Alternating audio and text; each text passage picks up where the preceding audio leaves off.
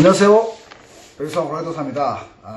이 시간은 술에 대해서 알아보는 시간이 되겠습니다. 자, 술은 일단 12운성 포태법으로 먼저 좀 살펴보면, 술은 일단 그 묘지에 어떤 그런 물상을 짓는데, 묘지에 대해서 좀 잘 알아볼 필요가 있겠습니다. 우선 병화와 무토, 을목은 묘지의 물상이 됩니다.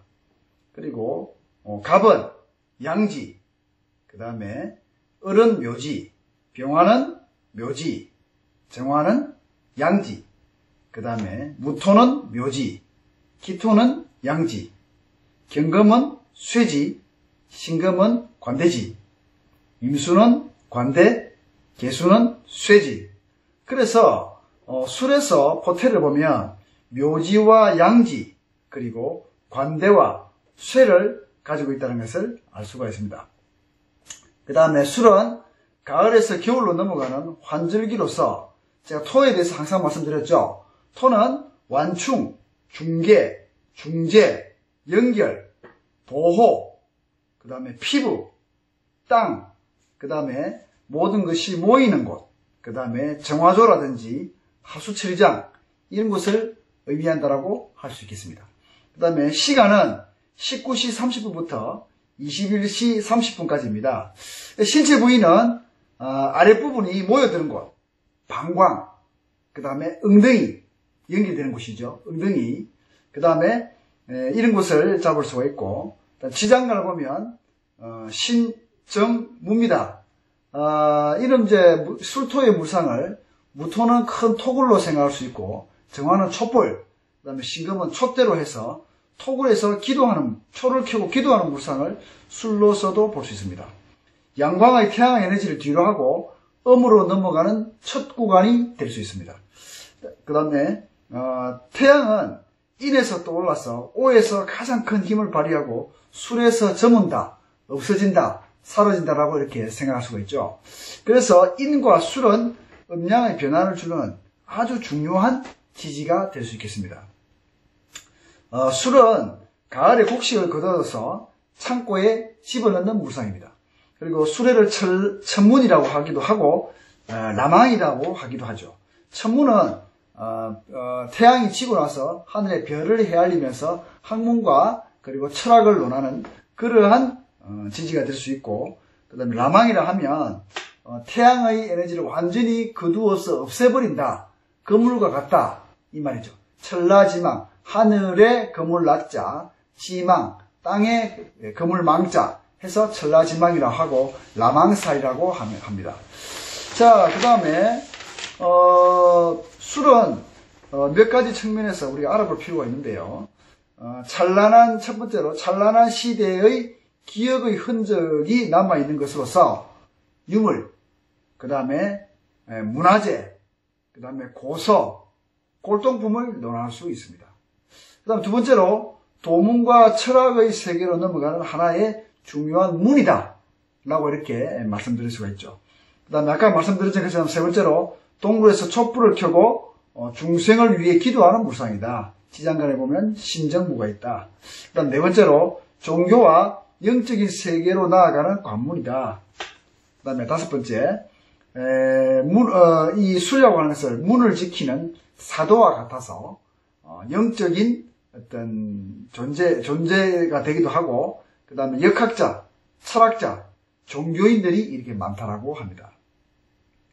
그 다음에 기도하고 하늘과 영접하는 어떤 그런 사람들이 많아서 꿈을 잘 꾸고 그것을 예지몽을 잘 받습니다. 그 다음에 무속의 인자가 되기도 하고 음양을 같이 관장하는 그런 글자가 되기도 합니다. 그 다음에 위치를 잡을 때 뒷산, 뒷골목, 그 다음에 시골의 한적한 곳, 그 다음에 뒷범퍼, 하구뚝, 이런 데를 잡아주죠. 그 다음에 아까 말씀드린 것처럼 신체는 엉덩이라든지 방광, 하체로 연결되는 부위, 이런 어떤 관절, 이런 쪽을 말씀드릴 수가 있겠습니다.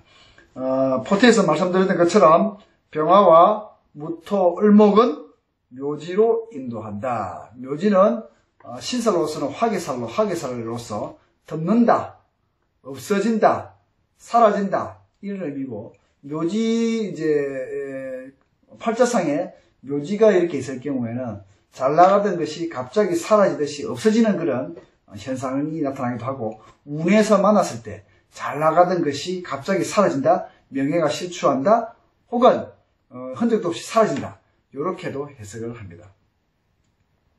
자, 술은 많은 얘기를 담고 있으며 윗대 조상에서 정신적 유산을 이어받는다. 할아버지가 예를 들어서 이러한 명리 철학을 하셨으면 이 술을 가지고 있으신 분들은 그러한 에너지를 이어받는다라고 이렇게 말씀드릴 수가 있겠습니다.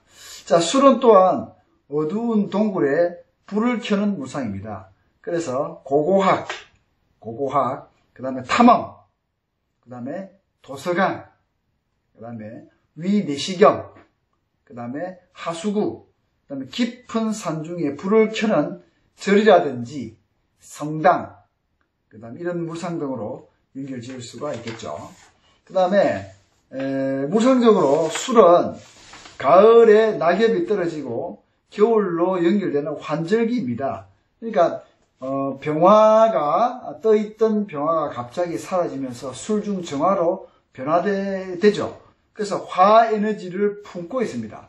이러한 것을 이제 물상적으로 보면 모포라든지 담요, 그다음에 전기 장판, 이런 것도 하나의 술토의 어떤 그런 물상으로 잡아볼 수가 있겠습니다. 술은 술달에 태어났다 하면, 술달이면 이제 금의 세력은 점점 약화되고 수에게 바톤을 넘겨주는 시기가 될 수 있죠. 그 다음에 화의 중요성이 점점 생겨나기 시작하는 그러한 달입니다. 사오미 달은 금과 수, 즉 금수의 조화를 많이 논합니다. 그래서 금수의 조화가 얼마나 좋으냐에 따라서 사주의 격을 따지기도 하는데요. 이제 술달이 되면서부터 이제 화의 중요함이 나타나기 시작합니다. 겨울이 되면 화와 그다음에 토의 조화를 통해서 생명체를 얼만큼 잘 보호하느냐가 사주의 관건이 될 수 있다고 볼 수 있습니다. 자, 토는 모포가 될 수 있고 담요가 될 수 있고 목도리도 될 수 있고 보호하는 수단이 될 수 있겠죠. 화는 그 모포를 대표주고 담요를 대표주는 따뜻한 온기를 데워주는 구들장의 따뜻한 온기와도 같습니다. 자, 목이라고 하는 것은 이제 가을 술달이 되면 열매를 벗어서 털고 씨앗으로 바뀌는 계절이라고 달이라고 볼 수 있습니다. 술달이 되면 이제 모든 어떤 벼들을 다 걷어들여서 창고에 집어넣고 나달, 곡식만 남게 되죠.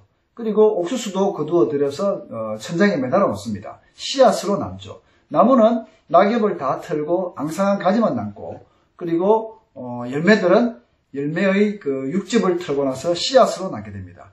그래서 목은 겨울에 씨앗이다라고 이렇게 볼 수가 있습니다.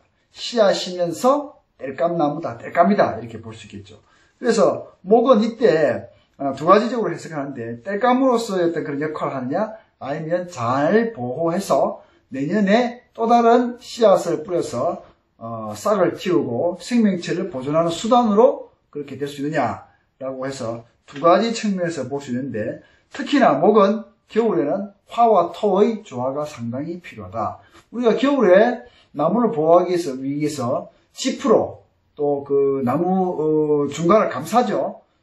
나무를 감싸주어서 지프로 이렇게 따뜻하게 감싸주기도 합니다. 그다음 뿌리를 감싸주기 위해서 모포를 덮어주기도 하고 합니다. 그래서 목은 겨울목이다 하면 화와 토의 조화가 중요하다고 볼 수 있습니다. 자, 그 다음에 괴상으로 보시면 하나, 둘, 셋, 넷, 다섯, 오음이죠. 음이 5개가 있고 양이 하나가 있습니다. 그래서 오음 일양으로서 요것만 벗어나 버리면 이제 완전한 음이 되어 버리는 거죠. 그래서 이 괴상 자체도 이제 완전한 음으로 나아가기 위한 마지막 계단이라고 볼 수 있습니다. 마지막 통로이다. 자, 수를 지나가 되면 이성에서 저성으로 연결되고 저성에서 이성으로 연결되기도 합니다. 또 대운에서도 술대운은 상당히 변화와 변곡이 큰 그런 대운이 되겠습니다. 술을 거쳐 지나감으로써 양으로의 세계가 바뀌기도 하고, 술을 거쳐서 지나감으로써 겨울인 어둠의 세계가 되기도 합니다. 그래서 음양의 교차가 굉장히 큰 그러한 대운을 맞이하게 된 거죠. 그래서 술이라고 하는 것은 그러한 많은 변화와 에너지를 품고 있는 그러한 지지이자 계절이라고 볼 수 있겠습니다. 이상 술에 대해서 마치도록 하겠습니다. 감사합니다.